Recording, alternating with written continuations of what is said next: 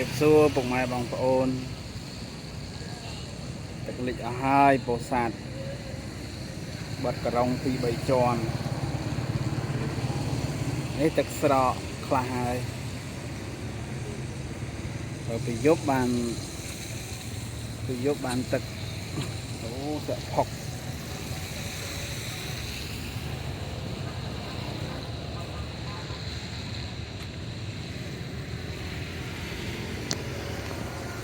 ដើមឈើនេះចិត្តលិចឲ្យប្រឹងតរស់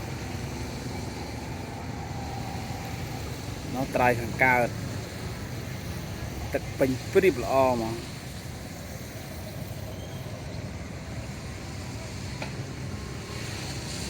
ព្រៀប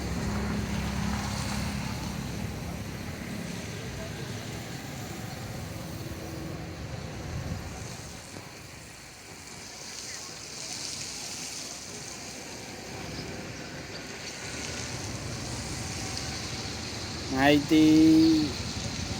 21បងប្អូនពេលរសៀលទឹកស្រកខ្លះហើយជាយប់នេះស្រកមែនតើហើយទឹកពោធិ៍សាត់ឆ្នាំនេះទឹកធំមែនទឹកធំហ្នឹងចំរដូវប្រាំងទៀត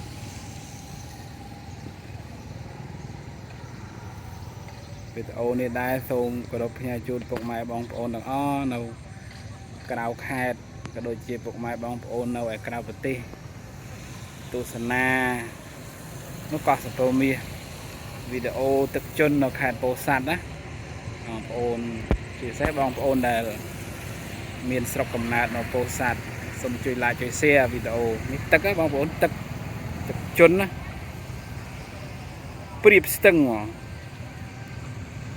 បាទឥឡូវវាស្រកបានច្រើនហើយ